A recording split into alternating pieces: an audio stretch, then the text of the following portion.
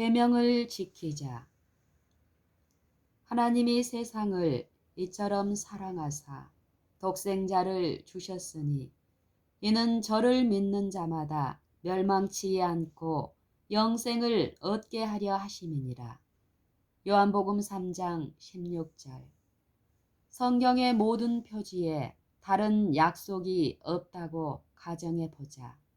이것은 모든 영혼들이 개인의 구주에 대한 산 믿음을 가지고 있지 않은 것을 정죄하기에 충분하지 않은가? 그를 믿는 자는 누구든지 영생을 얻는다. 그분은 그분의 독생자를 누구에게나 하는 것은 그대와 나를 뜻하고 부모와 자녀를 뜻한다. 누구에게나 주셨다. 그리스도께서는 누구를 위해 돌아가셨는가? 그것은 선택된 몇 사람만을 위한 것이었나? 그것은 모든 세상을 위한 것이었으며 범죄로 인하여 타락한 온 세상을 위한 것이었다. 아담과 하와는 범죄로 인해 죄인이 되었으며 이제 여호와께서는 이 세상에 그분의 독생자를 주셨다. 그것은 그분이 율법을 폐기하신 것인가? 아담이 범한 그 율법을 폐기하신 것인가? 그대들은 이것을 이렇게 읽는가? 나는 그렇게 읽지 않는다. 그렇다면 아담에게 문제는 무엇이었는가? 아담은 하나님께서 사람에게 그의 충성심과 순종을 입증하기 위해 주신 시험이었던 하나님의 금령 중 하나를 범하고자 시도했던 것이다. 지식의 나무 열매 그 자체에는 아무런 위험한 것이 없었으나 아담과 하와가 사단의 말을 듣고 범하기로 시도한 것에 위험이 있었다. 여기 하와가 유혹자의 말을 듣고 있었다. 그의 말은 범법의 형벌이 죽음이라는 하나님의 말씀과는 반대되는 것이었다. 사단은 너희가 죽지 아니하리라고 말한다. 하나님께서는 만일 너희가 그것을 먹으면 죽으리라고 말씀하신다. 우리는 누구를 믿어야 할 것인가? 우리는 누구를 믿어야 할 것인가? 하나님은 말씀하시기를 너희가 그것을 먹으면 정녕 죽으리라고 말씀하신다. 사단은 너희가 먹어도 죽지 아니하리라고 말한다. 우리는 누구를 믿어야 할 것인가? 하나님께서는 그분이 율법이나 선지자를 폐하러 오시지 않았다고 선언하신다. 만일 하나님께서 사람을 그의 타락한 환경 가운데 만나시기 위해 그분의 율법의 한 교훈이라도 바꾸거나 변경시킬 수 있으셨다면 그리스도께서는 왕궁을 떠나실 필요가 없으셨다. 그분은 왕의 면류관을 벗어놓거나 왕복을 벗어놓으실 필요가 없었으며 하늘 궁정에서의 그의 사령관의 자리를 포기하실 필요도 없으셨다. 그분은 모든 것을 포기하셨다. 우리를 위해 그분은 가난하게 되셨다. 왜 그런가? 그분의 가난함을 통해 우리가 부요하게 되며 사람이 자신의 충성에 대한 다른 시험을 가지며 하나님의 율법에 대한 순종으로 되돌아가게 되었다. 이 무한한 희생은 죄를 불멸의 것으로 만들기 위한 것이 아니었다. 모든 죄인들이 그의 교사에게 죄가 진정 무엇인지 물어보는 것은 특권이다. 내게 죄의 정의를 달라. 우리는 그 하나의 정의를 요한일서 3장에 가지고 있다. 죄는 불법이라. 이제 이것은 성경 전체에서 유일한 죄의 정의이다. 우리는 이것을 성경으로부터 읽어주고자 한다. 그래서 그대들이 이것은 성경 안에 있지 않다는 생각을 할 필요가 없도록 하고자 하며 우리가 그대들에게 설교하는 것은 성경의 다른 부분이다. 우리는 그것을 훌륭한 책에서 그대로 읽으려고 하며 그 장의 서두부터 읽을 것이다. 보라, 아버지께서 어떠한 사랑을 우리에게 주사 하나님의 자녀라 일컬음을 얻게 하셨는고. 이것이 우리의 특권이다. 보라, 아버지께서 어떠한 사랑을 우리에게 주사 하나님의 자녀라 일컬음을 얻게 하셨는고. 이것이 우리의 특권이다. 그러므로 세상이 우리를 알지 못함은 그를 알지 못함이니라. 이제 이 지식은 우리에게 무엇인가를 해준다. 살아서 움직이는 요소는 예수 그리스도 안에 있는 믿음이다. 그것은 무엇을 해주는가? 그것은 무엇을 해주는가? 예수 그리스도 안에 있는 믿음은 우리에게 무엇을 해주는가? 주를 향하여 이 소망을 가진 자마다 그의 깨끗하심과 같이 자기를 깨끗하게 하느니라. 지금 이 믿음을 밖으로 메어 놓은 사람은 지금 이 믿음을 밖으로 메어 놓은 많은 사람들이 있다. 그러나 그것은 그들 안에 영혼 안에 살아서 움직이는 요소가 필요하다. 그리스도께서 심령의 보좌를 차지하시는 것이 필요하다. 주를 향하여 이 소망을 가진 자마다 그의 깨끗하심과 같이 자기를 깨끗하게 하느니라. 위대하고 위대한 것이다. 그리스도를 바라봄으로 그분을 말함으로 그분의 품성의 사랑스러움을 바라봄으로 우리는 변화된다. 영광에서 영광으로 변화된다. 그리고 영광은 무엇인가? 품성이다. 영광은 무엇인가? 품성이다. 그리고 그는 품성에서 품성으로 변화된다. 이렇게 해서 우리는 예수님을 바라봄으로 계속되는 깨끗게 하는 사업이 있음을 보게 된다. 대적이 우리로 하여금 그의 제시와 주장을 믿게 만들면 우리는 다른 품성을 바라보게 된다. 우리는 그의 제안을 받아들이고 그를 하나님의 자리에 두게 된다. 하나님은 우리가 믿어야 할 한 분이시다. 우리는 하나님의 입에서 나오는 모든 말씀으로 살아야만 한다. 여기에 대적이 한 거짓말을 들여왔으며 사람이 그것을 믿었다. 우리가 행해야 할 것은 진리를 순종함으로 우리의 영혼을 깨끗게 하는 것이며 우리는 분명한 믿음 안에서 자신을 교육시켜야만 한다. 그 분명한 믿음은 무엇인가? 그것은 우리가 자리 잡고 있었던 모든 우상으로부터 우리 영혼을 깨끗게 하기 위해 사랑으로 역사하는 믿음이다. 우리는 한 가지 오류도 받아들일 수 없다. 왜냐하면 그것은 우리 시대에 내려오기까지 세대를 이어 전해졌기 때문이다. 우리가 원하는 것은 진리이며 우리는 그것을 모든 면에 원한다. 우리가 그리스도의 말씀을 들을 때 우리는 진리를 얻게 된다. 그것은 빛이다. 그것은 영원한 안식의 하늘에 다다르기 위해 우리가 여행할 길이다. 그것은 진리이며 우리는 무력한 영혼을 그것에 매달아야 한다. 목회자들에게 매달지 말라. 왜냐하면 그대는 이것이 부러진 갈대인 것을 발견할 것이기 때문이다. 누구에게 우리는 우리 영혼을 매달아야 하는가?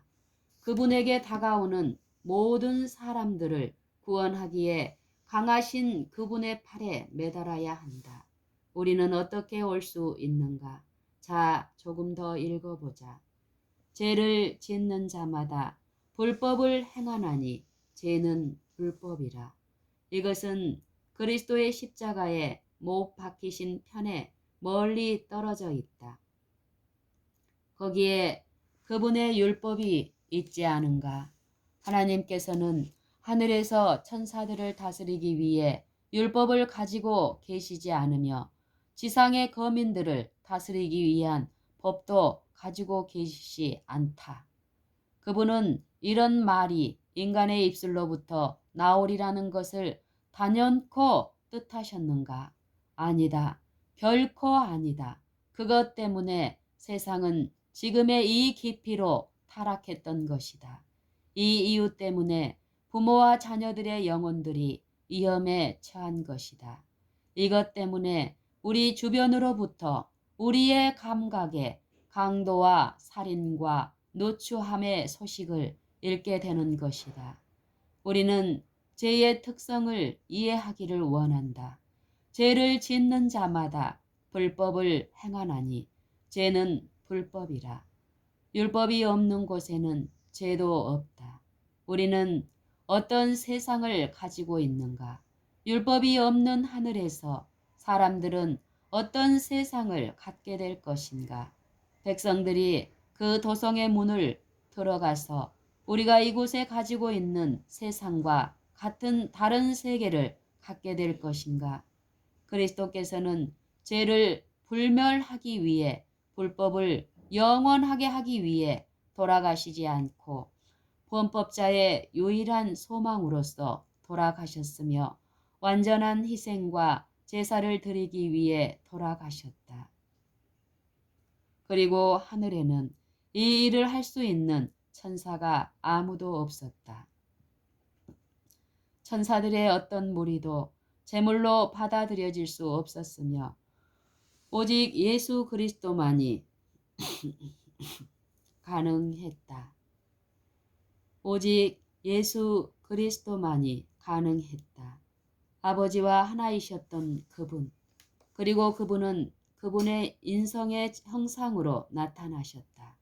그분은 은혜와 진리가 충만하셨으며 이 세상에 오셨을 때 그분은 모든 곳에서 불법을 보셨다.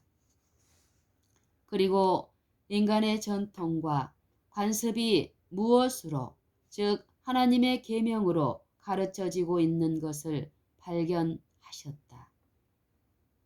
인간의 전통과 관습이 하나님의 계명처럼 가르쳐지고 있는 것을 발견하셨다. 그들은 진리를 많은 오류와 섞었기 때문에 그것은 바로 먼지로 떨어져 버렸다. 그분은 진리를 그 순수함 안에서 가르치기 위해 오셨고 하나님의 계명을 덮고 있는 오류를 떨쳐버리기 위해서 오셨다. 그분은 여호와의 율법의 진정한 특성을 보여주셨다. 산상설교에서 그분은 그것에 멀리 미치는 요구를 보여주셨다. 그분은 백성들이 전에 결코 들어보지 못한 방법으로 그것을 제시하셨는데 왜냐하면 서기관들이 그것의 전문적인 임무에 있었기 때문이었다. 그러면 그 위대한 원칙은 무엇인가? 첫 번째 4가지와 후에 6가지 계명이다. 율법사는 내가 무엇을 하여야 영생을 얻으리이까 하고 물었다. 그리스도께서는 그에게 무엇이라고 말씀하셨는가? 그분은 말씀하셨다. 율법에 무엇이라 기록되었으며 네가 어떻게 읽느냐? 그리고 그 짐을 바로 율법에 두셨다. 유대인들은 그를 그리스도께 보내어 그분의 말씀 중에 그리스도를 잡을 수 있는, 책 잡을 수 있는 무엇인가를 찾아내려고 하였다. 그 질문은 서기관들과 바리새인들에 의해 그 율법사의 입에 주어졌지만 그리스도께서는 율법에 무엇이라 기록되었으며 내가 어떻게 읽느냐고 말씀하셨다. 누가복음 10장 26절 참조. 너희는 마음의 4분의 1만 바쳐 여호와를 사랑하라 하셨는가? 아니다. 그대의 마음 절반만 가지고 여호와를 사랑하라 하셨는가? 이것은 그리스도와 재물을 섬기는 자들에게서 우리가 기대할 수 있는 모든 것이다. 3분의 2만 가지고? 아니다. 내 마음을 다하고 목숨을 다하고 뜻을 다하고 힘을 다하여 주 너의 하나님을 사랑하라. 마가복음 12장 30절. 거기에 우리의 전부가 있다. 내 이웃을 내 몸과 같이 사랑하라. 31절. 이것이 우리 모두가 붙잡아야 할 것이다. 왜냐하면 이것은 우리가 불멸의 영광의 면류관을 추구하느냐, 아니면 능력은 없고 경건의 모양만 우리가 가지고 있느냐 하는 것은 우리에게 중대한 결과가 있기 때문이다. 그리스도께서 하나님의 계명에 권한을 두시는 한 인간의 형식과 전통과 간섭은 아무 쓸모가 없게 된다. 그대들은 세대를 통해 내려오는 간섭을 가지고 있는가? 그대들은 그런 전통이 있는가? 침례가 그것을 성화시키고 그것을 온전하게 하며 그것을 지킴으로 그대들의 영혼을 죽음에서 구원해 주는가? 그것이 그렇게 해줄 것인가? 아니다. 결단코 아니다. 그리스도께서는 말씀하신다. 나는 참된 증인이다. 나는 알파와 오메가이며 시작과 끝이며 처음과 나중이다. 계시록 1장 8절 참조. 그의 계명을 행하는 자가 복이 있도다. 이는 저희가 생명나무에 나아가며 문들을 통하여 성에 들어갈 권세를 얻으려 함이로다. 계시록 22장 14절. 나는 그곳에 있기를 원한다. 나는 그분의 아름다움 속에 왕을 뵙기를 원한다. 나를 위해 갈바리의 십자가에서 희생 제물로 돌아가신 그 왕이 능력과 큰 영광으로 믿는 모든 자들의 찬사 속에 오실 때 나는 죄의 결박 중에 발견되기를 원치 않는다. 우리는 여호와의 율법이 완전히 나타난 가운데 그리스도를 보아야만 한다. 그분은 지상에 있는 모든 멸망할 존재들로부터 그들이 하나님의 품성을 조롱하기 위해 지닌 온갖 구실의 흔적을 제거하기 위해 이 세상에 오셨다. 무엇이 그분의 율법인가? 율법은 그분의 품성의 표현이며 그분의 품성의 사본이다. 예수님께서는 그분을 믿는 모든 사람들, 자신들의 모든 불법을 회개하고 그리스도의 의를 받아 모든 이들이 그들의 충성으로 돌아올 수 있도록 하기 위하여 오셨으며 그를 위해 그들 위에 빛이 비치는 모든 사람들이 돌아오도록 하기 위해 오셨다.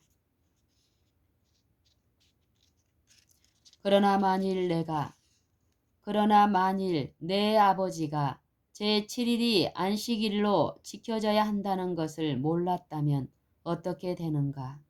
모든 세대에 살던 모든 이들은 그의 길에 비춰진 빛에 대하여 책임이 있다. 빛이 올 때 그것은 그들의 품성을 시험하고 그들의 충성을 입증한다. 만일 그대가 이 몇 년간 온 성경을 흐르고 있는 계명을 짓밟아 왔다는 것을 알면 더 이상 그렇게 하지 않기로 결심하라. 그것을 순종하는 사람들이 하나님의 축복이 될 것이다.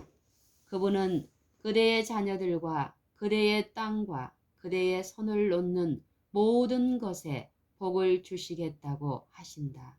그대는 지배에 대한 투쟁 없이 이것을 허용하리라고 생각하는가? 그는 자신이 주인이 될 것이라고 결심하고 있다.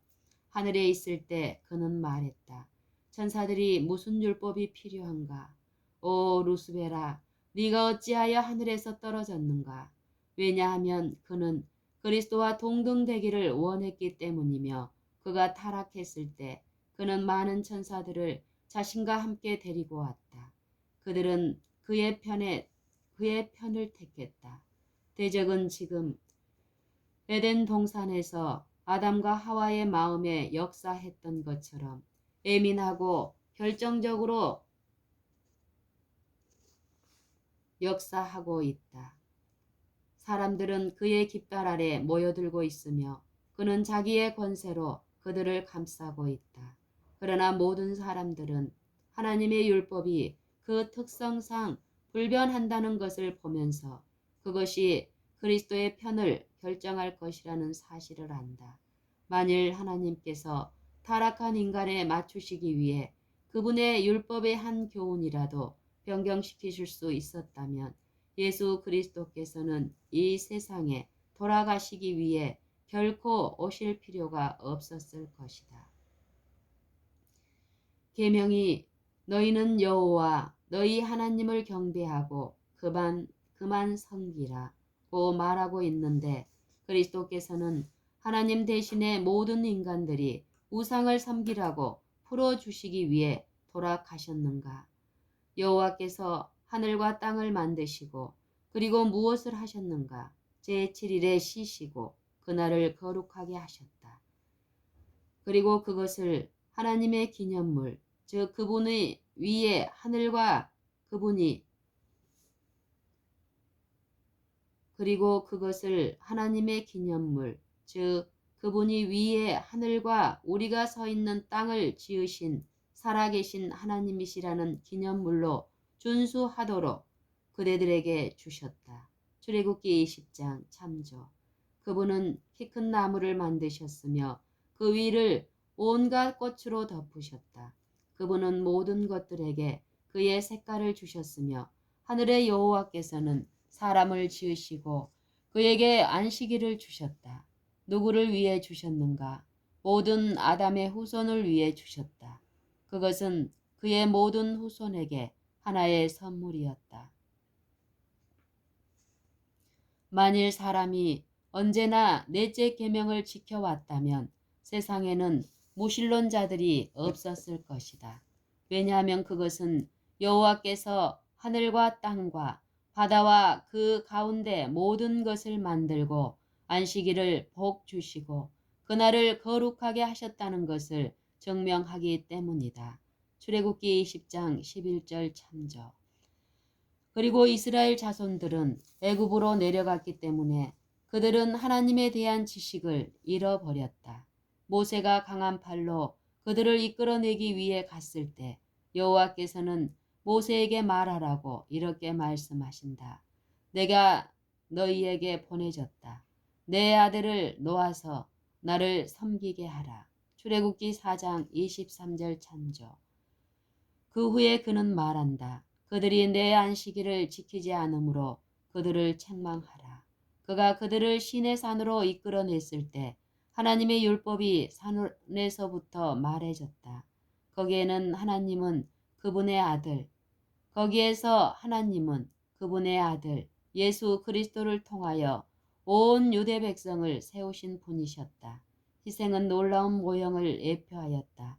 예수 그리스도는 오셔서 사단의 매임으로부터 사람을 자유롭게 하기 위해 그리고 감옥의 집들을 열고 영광스러운 불멸을 간구하는 그들을 놓아주시기 위해 그분의 생명을 주셔야 했다. 그리스도의 죽음 안에서 원형이 모형을 만났을 때 무엇이 이루어졌는가? 더 이상의 희생 제물이 거기에 필요했는가? 원형이 모형을 만났다. 더 이상의 어떤 희생 제물이 필요하지 않았다. 왜냐하면 위대한 모형 제물은 그들이 예수 그리스도를 그들의 구주로 믿고 그들의 충성으로 돌아온다면 모든 범죄자들을 구원하도록 만들었기 때문이었다. 그때의 모든 죄와 불법은 용서될 것이었다. 그리스도께서는 산에서 하나님의 율법에 널리 미치는 원칙이 생애의 모든 거래에서 수행되어야 할 것을 선언하셨다. 나는 참되고 살아계신 하나님을 경배한다. 그분의 손은 그분의 창조적인 사업에 펼쳐져 있다. 그대들은 마귀가 하나님의 율법, 그분의 품성의 표준을 폐하기를 원한다는 것을 이상히 여기는가? 그것은 책들이 펼쳐지고 모든 사람들이 이루어진 행위를 따라 심판을 받을 때 그 심판의 표준이 될 것이다. 그리고 이름이 기록되어 있다. 그분은 무엇이라고 말씀하시는가? 그 이름을 내 손바닥에 새겼다. 십자가의 표가 그것들을 새겼다. 그들은 그분의 소유이며 그대들은 창조와 구속에 의해 하나님의 것이다. 그리고 우리는 그대들이 그분에게 그대들 전심을 드리고 있는지, 그대들이 그대들 지성의 모든 능력과 힘을 다해 그분을 섬기고 있는지 알기를 원한다. 왜냐하면 이 위대한 원칙에 모든 율법과 선지자의 강령이 있기 때문이다. 14가지 계명은 창조주, 하나님에 대한 최고의 사랑에 대한 사람의 의무를 정의하고 있으며 후반의 6가지는 자기 동료 인간에 대한 사람의 의무를 규정하고 있다. 우리가 하나님의 율법이 버려져야 할 필요가 있다는 점에 동의할 때 우리는 사단에게 무엇을 주고 있는가? 우리는 창조된 온 우주를 주는 것이며 한 불완전한 하나님이 한 율법을 만드셨으며 그것이 너무 결함이 많아서 그것을 버려야만 한다는 것을 제공하는 것이다. 이것이 사단이 원하는 모든 것이다. 우리는 모든 면에서도 일할 수 있지만 하나님의 이런 면에서 이것을 할 수 있는가? 우리는 내 아버지가 계명을 지키지 않으니 그가 옳다고 말할 수 있겠는가? 자, 그대의 아버지가 오늘날 살아계시고 모든 빛의 광선을 따라 살았던 그리스도인이라면 하나님의 율법이 범해졌다는 빛이 올 때 그는 무릎을 꿇고 이것이 사실인가 하고 묻지 않겠는가? 그리고 이렇게 말하지 않겠는가? 자녀들아, 우리는 결정적인 실수를 했다. 우리는 하나님의 말씀에 이런 반구, 그 성스러움이 언급되지 않은 제도를 지켜왔다. 나는 전에 성경의 사람으로 살지 못한 것을 후회한다. 나는 진리의 고귀한 빛을 보지 못한 것을 유감으로 여긴다. 이제 그것이 내게 왔으며 나는 그것에 대한 책임이 있고 나는 율법을 깨뜨린 자로 발견되기를 원치 않고 왕의 신민이 되기를 원한다. 나는 그분에게서 내 오른편에 앉았으라는 말씀을 듣기를 원한다. 그분의 계명을 행하는 자들이 복이 있도다. 이는 저희가 생명나무에 나아가며 문들을 통하여 성에 들어갈 권세를 얻으려 함이로다. 계시록 22장 14절 참조. 그는 우리가 그것을 전에 결코 알지 못했던 것처럼 그들에게 진리를 가르칠 것이며 거짓 교사들에 의해 채워졌던 마음의 말씀을 이해하는 데에는 영원히 소요될 것이다. 하나님께서는 그들의 전통으로 인해 효력이 없게 되셨다. 그러나 그분은 증가된 빛을 주실 것이며 우리 눈에서 모든 눈물을 씻기실 것이다. 나는 이것을 그대에게 말하기를 원한다. 그 이유는 우리 모두가 여호와의 율법을 범했기 때문이다. 그대들이 받은 빛의 모든 광선대로 살아라. 그대들의 영원한 유익이 여기에 내포되어 있으며 그래서 나는 빛의 모든 광선을 간직하라고 말하는 것이다. 그대의 무릎을 꿇고 그대의 심령을 성령으로 감명시켜 달라고 그리스도께 간청하며 그분의 율법에서 돌이키지 말라. 우리는 많은 제사장들이 예수님을 믿었다는 것을 읽게 되는데 그러나 그것은 바로 거기에서 멈춘다. 그들은 산에 들이내서 쫓겨날까 두려워서 그분을 고백하고 인정하지 않는다. 그대들은 내가 그때에 살았다면 그분을 십자가에 못 박으리라고 소리친 사람들과 연합했을 것이라고 생각하느냐? 고 말할 어떤 사람이 여기에 있는가? 자, 오늘날의 빛에 순종하는 것으로 그것을 입증해 보자. 그대는 빌라도가 내가 누구를 너희에게 내어주려고 했을 때 떠들썩한 소리로 외친 사람들에 대하여 책임이 없다. 그대는 그들을 그렇게 말하도록 이끈 것이 무엇이었다고 생각하는가? 그것은 사단이었으며 사람들이 빛을 거절했을 때 그들이 하나님의 영을 슬프게 했을 때 거기에는 누군가 그들을 이끌어내기 위해 준비하고 있었다. 그것은 우리의 세상에서 모든 영혼을 위하여 투쟁하는 어두움의 왕자이며 우리는 그의 깃발 아래 행진하기를 원치 않는다. 우리는 임마누엘 왕의 피 묻은 깃발 아래 서기를 원한다. 심판에서 우리가 크고 흰 보좌 주위에 설 때 하나님의 율법을 위한 어떤 증거가 제시될 것인가? 갈바리 십자가의 희생물이 하나님은 그분의 율법을 변경시킬 수 없으시다는 것을 증명할 것이며 그가 이 계명을 지키는지를 보기 위해 다른 시련을 주시고자 그분이 세상을 이처럼 사랑하사 독생자를 주셨다는 것을 증명하게 될 것이다. 이것은 우리의 운명을 영원히 결정하게 될 것이다. 그 이유는 만일 우리가 여기에서 순종하는 자녀가 될 수 있다면 우리는 거기에서도 순종하는 자녀가 될 수 있을 것이기 때문이다. 그분은 율법을 존중하지 않는 사람들을 하늘로 데려가지 않으실 것이다. 그분은 하늘에서 다스리기 위한 율법을 가지고 계신다. 그러나 하나님은 아무도 율법을 지키라고 강제하지 않으실 것이다. 왜냐하면 모든 영혼은 자신들의 길 위에 떨어지는 빛에 순종하면 구원받을 수 있도록 뽑힐 것이기 때문이다. 우리는 부모들이 무감각한 잠에서 깨어나기를 원한다. 깨어서 이때에 그대들이 그리스도의